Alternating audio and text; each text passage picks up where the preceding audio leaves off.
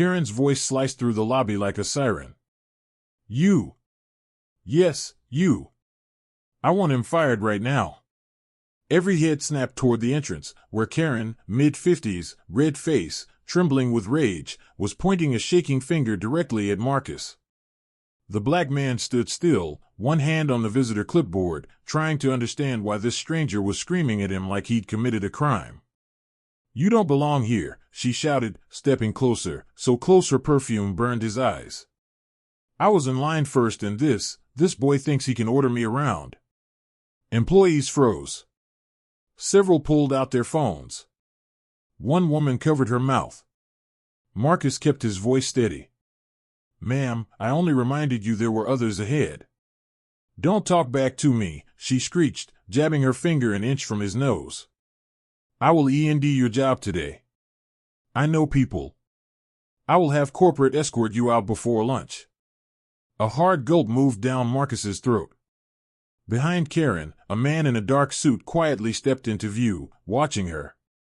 Studying her. Unmoving. Karen didn't notice him. But Marcus did, and his heartbeat shifted.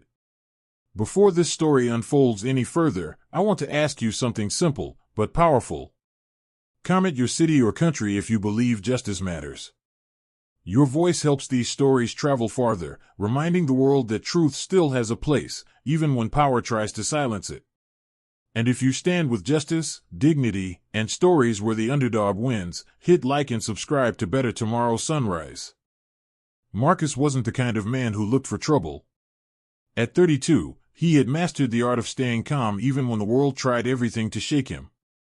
Raised by a single mother who worked double shifts at a nursing home, he learned early that silence could be strength and dignity could be armor. He worked as a logistics coordinator, a job he earned through discipline, long nights, and a reputation for treating everyone with respect. Just last week, he'd been recommended for a leadership training program. His coworkers trusted him. Management valued him.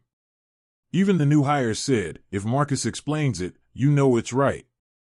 But that morning had already tested him. Before coming to work, Marcus had spent 2 hours at the hospital checking on his mother, whose health had been failing for months. He walked into the building tired, worried, but determined to stay professional. He needed this job. Losing it wasn't an option. Karen entered the lobby 30 minutes later, dragging her oversized handbag like she owned the place. She was there for a vendor meeting, but acted like she was stepping into her personal kingdom. When she tried to jump ahead of the visitor line, Marcus simply offered a polite reminder. Ma'am, the line starts just over there. Her eyes narrowed sharply. And in that moment, something shifted. Karen had marched straight to security afterward, hissing, that boy thinks he can tell me what to do. Marcus didn't know any of this yet. He only felt the chill in the air when she came storming back. He couldn't afford even one misunderstanding, not with his mother's bills stacking up. Karen's heels slammed against the polished lobby floor as she stormed toward Marcus, her face twisted in pure, theatrical outrage. The receptionist tried to intercept her, but Karen shoved past with a sharp glare that could cut glass. There he is, she spat. The disrespectful employee who thinks he runs this building. Marcus lifted his eyes slowly, shoulders tight but controlled. Ma'am, please calm down. We can talk. No, she screamed, loud enough to echo across the entire first floor. You don't get to talk. I am done being disrespected by people like you. The lobby went silent. A few employees exchanged looks, uneasy, angry, stunned. Karen wasn't finished. She stepped closer, her voice dropping into a venomous hiss. You pushed me. You blocked me. You threatened me. Marcus blinked hard. That's not true. But Karen was already turning her performance toward the crowd. He touched me. I felt unsafe. I want him removed. Gasps rippled across the room. One employee muttered under her breath, she's lying, but Karen snapped her head in that direction. You. Yes, you. Don't you dare defend him unless you want your job on the line too. Karen whipped out her phone, tapped a contact, and pressed speakerphone, loud. "I'm at your building," she said dramatically. "Your staff is completely out of control. I'm getting this boy fired today." Marcus felt heat climb up the back of his neck. His hands tightened around the clipboard, knuckles whitening. But he didn't speak. Reacting, even one wrong word, could cost him his job. Security approached cautiously, but instead of surrounding Marcus, they stepped behind him, forming a protective stance Karen wasn't expecting. She spun on them. "Why are you standing with him? I am the victim here." One guard replied firmly, "Ma'am, we just need everyone calm." She cut him off. "I am calm. He's the problem. Fire him before I escalate this to legal."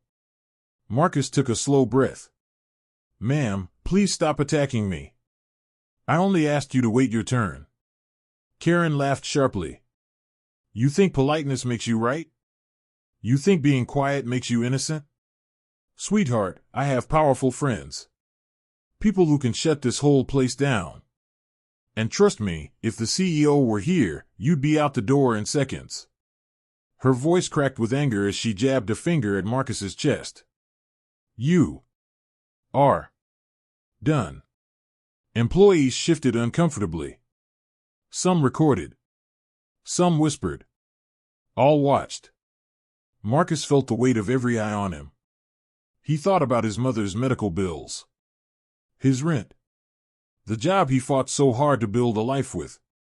He couldn't afford to be wrong, not even once. Karen continued ranting, pacing back and forth like a judge issuing a sentence. "He's disrespectful. He's aggressive. He made me feel threatened.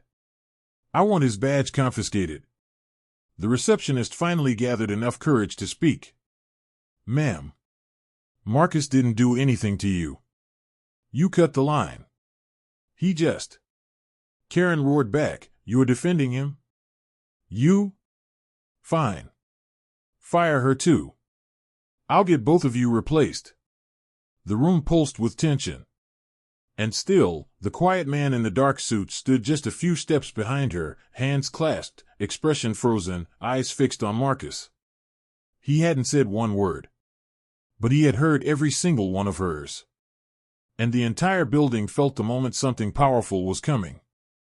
Karen spun around mid-rant, breath wild, voice shaking with fury. "And if someone with real authority were here, someone who actually knows how to run a company, you'd already be fired." Her words echoed, and finally reached the quiet man behind her.